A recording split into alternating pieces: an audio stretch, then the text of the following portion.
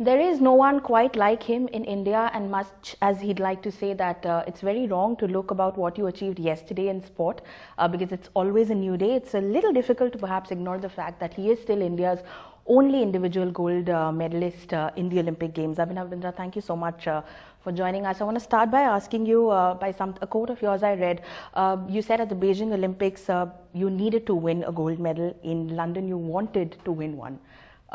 In Rio, is it a want or a need? No, it's a need. It's a complete need. I don't have much time left in shooting, which has been pretty evident from my confusing announcements over the last couple of years.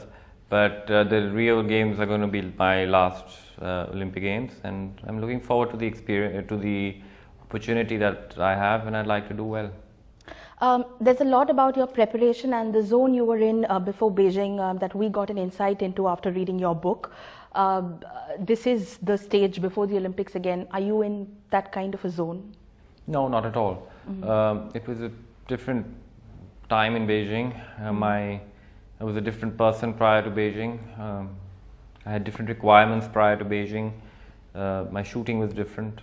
Everything was different, and the format of the sport was different. And now I have to prepare in a way which is relevant for the person I am today. So it's different. It's very different. Could you elaborate a little bit on that when you say that it has to be relevant to the kind of person you are today as opposed to 2008? For example, I have to spend a lot of work in getting my body right. Okay. I spend more time in the gym and rehab and treatment and things like that than what I actually shoot. So in order for me to be able to shoot to the in an efficient manner that's required, I have to put in a lot of work in making sure that the mechanics of my body are in a good state. And of course the body keeps changing. The body keeps changing every day, and I have to be awake towards that and work towards making sure that it works as the shooting part as well. There's a lot of your quirks about your preparation for Beijing, though, that we read about in that book. Anything quirky or obsessive while you prepare for Rio? If you'd like to talk about it, that is. No, I'm trying to simplify. Maybe we'll have another great book when we get to know about that. But you have sort of tried to replicate the range in Rio where you attended the test event at your home here. What was the thought process behind that, and has it been helpful? Oh, we'll know. We'll know after my performance in Rio if it was worth the effort. But it's just that the background, the colors make a very big difference to your inner balance, to your perception, to your proprioception, to how the body is in space. All those factors, the colors and the background makes a very big difference. So the idea was to replicate it and try to get used to it, and hopefully it might help me by a few decimals here and there, but that's the difference. Decimals make a big difference now. Okay. Replicating the range is perhaps just one part of the preparation. I'm sure you are studying the rest of the shooters and very carefully analyzing their scores. After having been at the range for so many years, it's going to be your 5th Olympics. What is it like going into the range now? What do you feel like maybe amongst the younger shooters? I don't analyze anybody's performance, and I don't keep a check on anybody's scores of my competitors. I don't even know what the results are at World Cups at the moment. I just have to do the best that I can do, and I have to be focused on my own performance. And in order for me to succeed in Rio, I have to shoot 60 very good qualification shots and make the final. That's the first goal, to make the final. First goal is to shoot the 60 shots and one shot at a time and do it well, which hopefully would make the final. And then hopefully survive 20 shots in the final and shoot those 20 shots well. And if I do that, then if I shoot 20 shots, I'm coming home with a medal anyway. So. Okay, but with the way you're shooting right now, whether it's in the competitions or perhaps your intense training back home, do you see yourself there making it to the final? Of course, I hope to. Okay, I hope to go all the way. Great. But I won't I won't base that on what I'm doing now or what I do 2 days before the 8th of August. It doesn't matter. What matters is what I do on that particular day and on that given moment.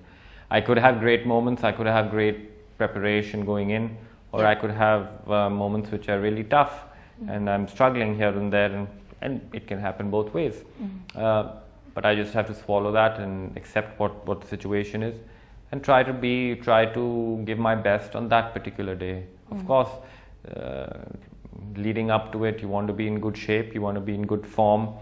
That keeps you a little bit calmer, which is great, because that if you're calm, then you have more energy. Because otherwise, if you're a little bit hysterical, then the energy just is tapped away, and that won't help.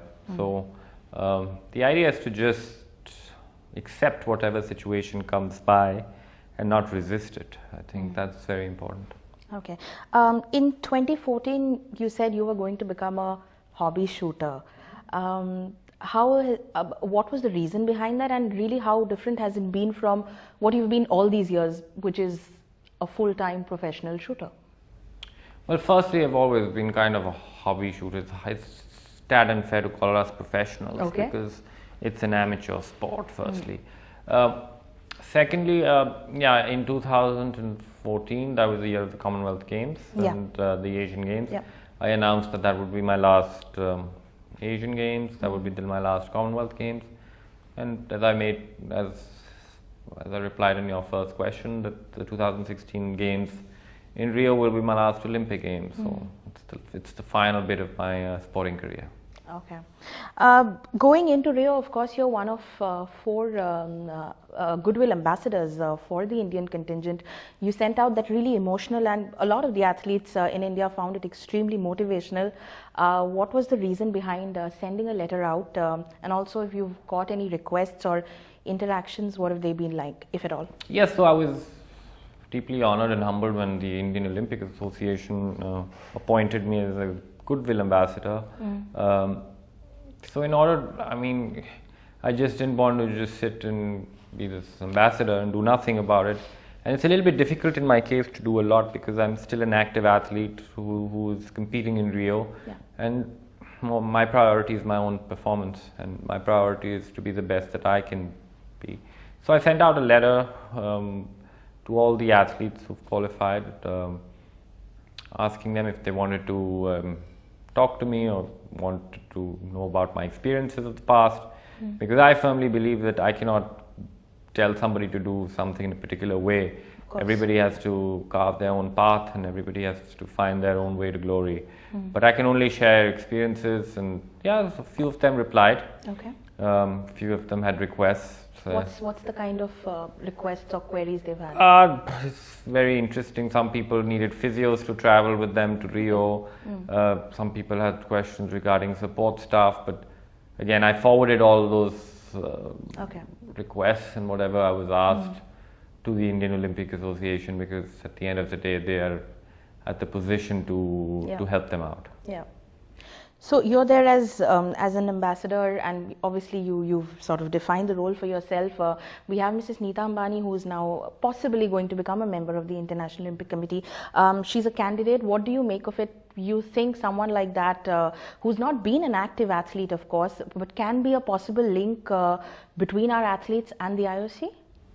Yes, I think she will win. I think all the 8 members are going to go through. All 8 people standing for the elections are going to go through, because there have to be a certain amount of IOC members. So I presume that she will make it. That is fantastic that she's going to become an IOC member. I think to be a part of the Olympic movement is extremely special. The Olympics for me is one of the greatest things in pursuit of human excellence, and for anybody to be associated with the Olympic Games and the Olympic movement is extremely special. And I sincerely hope that she enjoys her time in the Olympic movement and is able to contribute towards the development of Olympic sport in India. I don't think it's necessary to be an athlete. Athletes bring a lot to the table, But if she can bridge the gap and help what would you like her to bring to the table then? As an IOC member or as Mrs. Ambani? Because it's separate. It's two different things. Right. Well, I think for starters, as she doesn't need to be an IOC member to support Olympic sport more. I think given the big organization that she has and the resources what perhaps are available to them and the investments what I see are made in the business of sport, the Olympic Games and the being associated with the Olympics will not be a business venture. It would be something that would be to support human excellence. I would perhaps hope that they could perhaps channelize some funding towards the Olympic movement in India, towards developing grassroots sport, towards developing centers of excellence, which should help the next generation of athletes and help prepare athletes for the 2024 Olympic Games. So set systems in place where young grassroots athletes start to prepare for their Olympic journey and for their Olympic dream. Because it's only when you are able to give them sustained